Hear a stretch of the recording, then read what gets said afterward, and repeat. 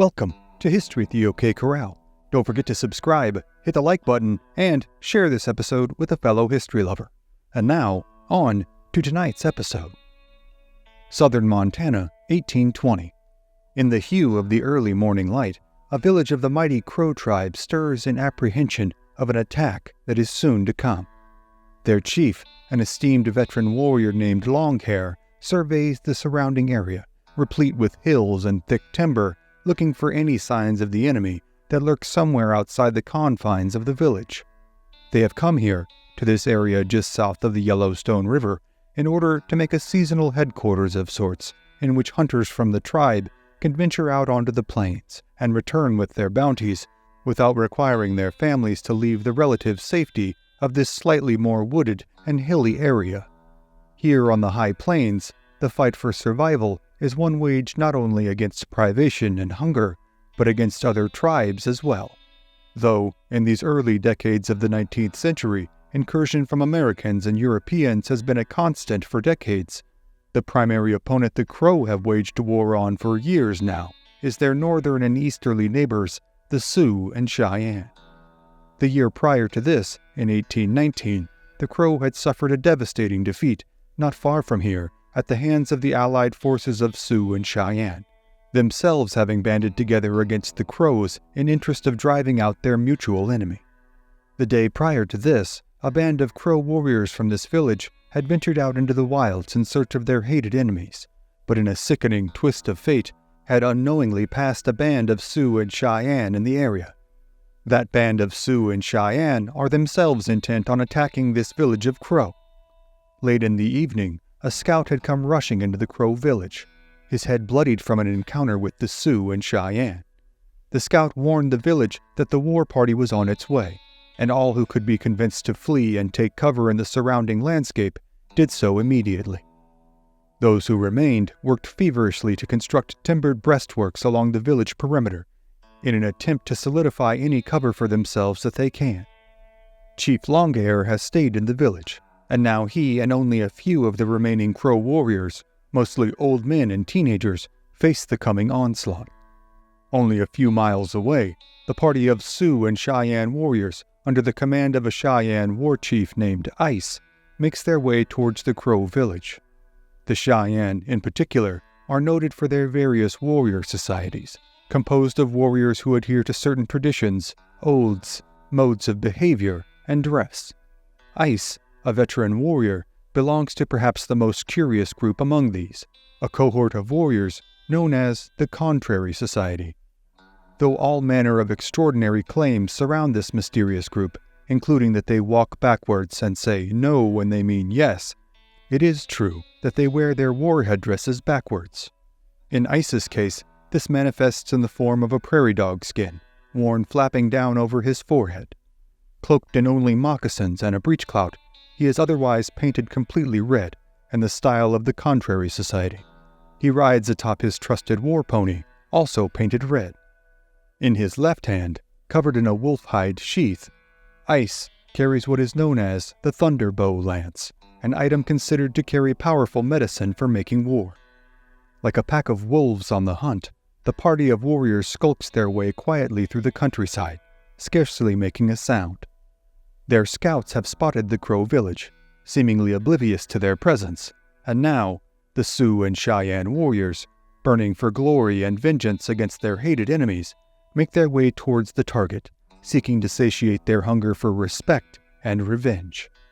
Finally, the Sioux and Cheyenne warriors crest the hill overlooking Longhair's village.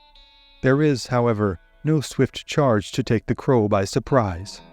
Instead, a small contingent of Crow villagers first notice a line of enemy warriors forming on the ridge above their village. Quickly, a cry goes out for the men to arm themselves and for the women and children to take cover. Still, though, Ice and his warriors, themselves adorned and painted according to their respective warrior societies, only watch on, silently observing the chaos unfold below them with a sense of immense satisfaction. Then, suddenly, with a barely discernible flick of his left wrist, Ice unsheathes the Thunderbow Lance. A moment later, an utter cacophony rises up from all the Sioux and Cheyenne warriors, as Ice, raises the lance high above his head. This signals the sacred arrow priest, a Cheyenne man named Dog-Faced Medicine Man, to carry out the ceremony of the sacred arrows. This is done with the medicine man offering up the traditional incantations in an unhurried, business-like fashion. Meanwhile, the Crow villagers scramble to take cover behind the ad hoc breastworks they had constructed the previous day. Chief Longhair directs his few warriors to take their places, as the women ready their children to make a run into the woods should all seem lost. What is at stake is known to all, young and old. Plains warfare is not for the faint of heart, with virtually all fighting-age males, especially those unfortunate enough to be captured alive, being killed without question. The women and children lucky enough to survive the attack would find their old lives to be distant memories, as their best hope for the remainder of their lives would be to avoid abject servitude by being adopted into their captor's tribe. This long-standing enmity was born out of the brutal nature of the struggle to survive in these harsh environs, and fomented by the necessity of war as a means of social mobility within warrior cultures. Raids like these are not only commonplace, but a critical component of societal structure among many Plains tribes. Still, the visceral, bloody nature of raiding, even in the unforgiving world of the High Plains, seldom, if ever, becomes a banal experience for any of those involved. Now, as the horrified screams of the women and children lilt upwards towards his position on the hill, Ice again raises the thunderbow lance in his left hand, signaling his warriors to be ready to charge. There is still, however, one point of unfinished business, a matter of honor, that Ice must fulfill before he and his men can strike the Crow village. A veteran Cheyenne warrior named Two Twists, his hair worn in 2 long braids, rides forward to the front of the line.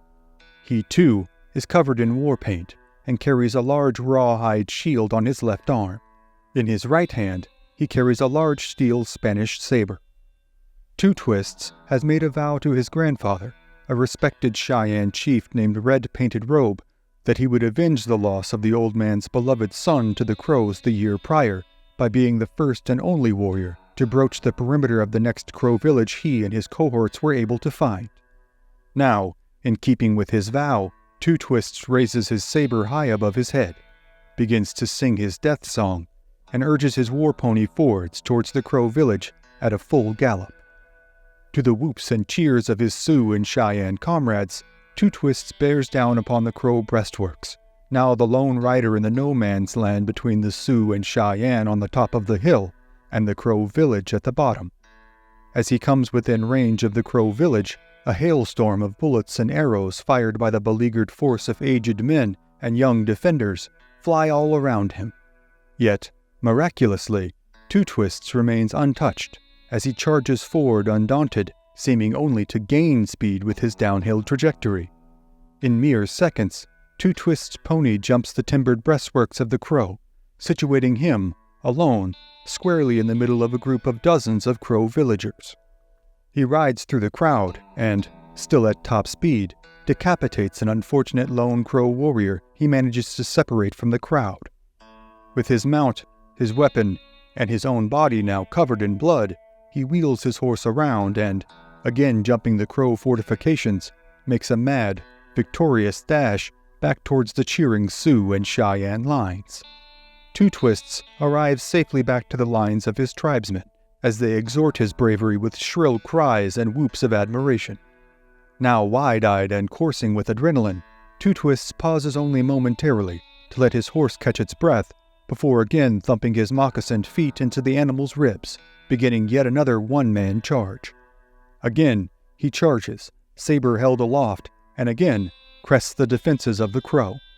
But this time, Chief Longhair and the desperate Crow defenders meet him by swarming upon his horse and smothering the animal's progress before managing to unseat Two Twists and pull him to the ground. He then disappears under a wave of Crow fists and clubs. Now, Ice and his comrades in the Sioux and Cheyenne, seeing his plight, let loose cries of rage that resound through the surrounding hills. Ice now raises the thunderbow lance and then lowers it, pointing squarely at the Crow village. The instant this signal is given, the Sioux and Cheyenne warriors make their charge, their horses thundering towards the diminutive Crow defenses. Again, Chief Longhair and his contingent of teenagers and elderly men launch a volley of musket fires and arrows at their attackers.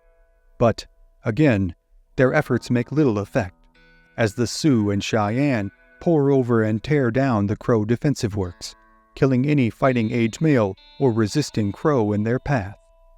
The Crows now split into several separate groups, which huddle together in defense and make a last-ditch effort to attempt to get their women and children to safety. One of these groups, with Chief Longhair in command, manages to make their way to the outskirts of the village, then begins to make a desperate sprint for the hills. Chief Longhair and the remaining warriors in this group make a heartened stand against the small group of Sioux and Cheyenne who break off from the village to attack them, and the chief and this group are in fact able to slip away into the cover of the timber. Unfortunately for the Crow remaining in the village, there is now no chance of escape, and they are left to draw the full ire of their Sioux and Cheyenne attackers.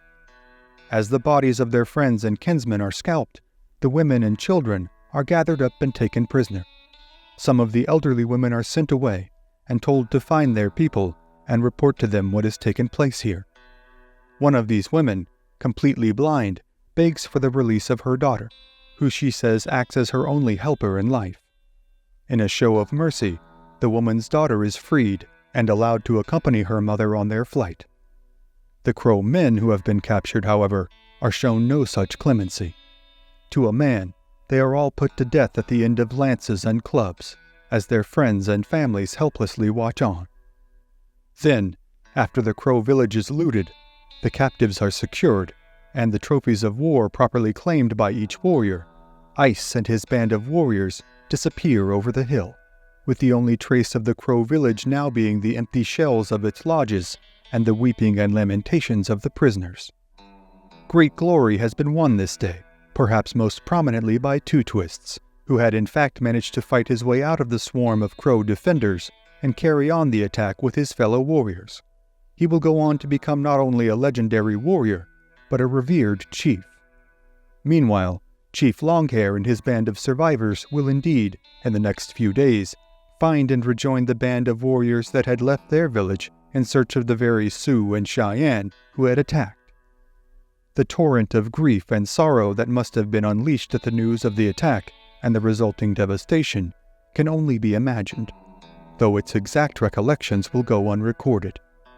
What will be remembered, however, is the storm of violence that is about to be unleashed, at levels never before seen by either faction, between the Crow and the allied forces of the Sioux and Cheyenne. But the many tales of the brutal battles that will unfold in the wake of this bloody affair between age-old enemies on North America's high plains are, for tonight, other stories for other times. Thank you for joining us on this episode of History at the OK Corral. Be sure to click the like button, share this episode with a friend, and become a subscriber. Also, if you'd like to support our work and gain early access to episodes as well as ad-free viewing, you can become a member of this channel by clicking on the join button below. Thank you again for watching, and we'll see you next time on History at the OK Corral, home of history's greatest shootouts and showdowns.